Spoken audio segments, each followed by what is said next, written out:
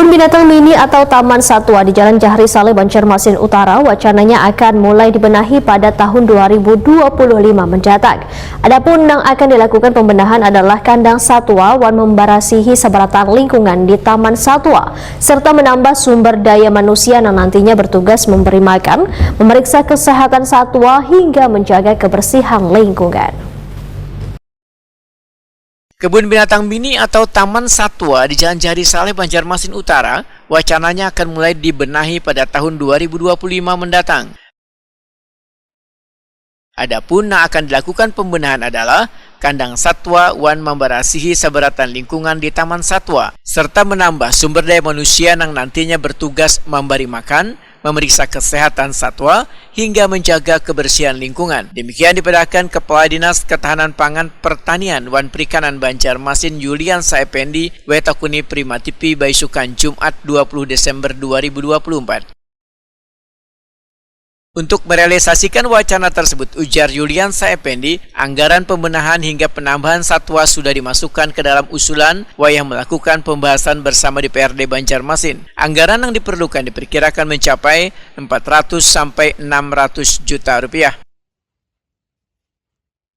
Memang apalagi menjelang Natal dan Tahun Baru, libur nasional biasanya kunjungan di Taman Satwa di Jahri Saleh itu memang menjadi salah satu tujuan atau destinasi.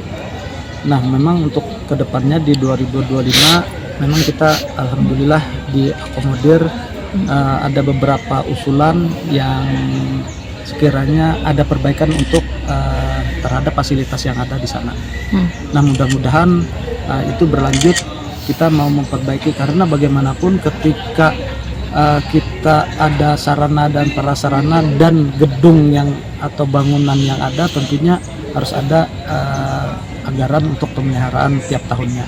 Nah, kemarin itu apalagi pada tahun 2024 ini kita ada sedikit mengalami musibah finansial, khususnya untuk di SKPD DKP 3. Jadi kita belum maksimal bisa memperbaiki terhadap fasilitas yang ada dan serta penambahan satwa yang ada.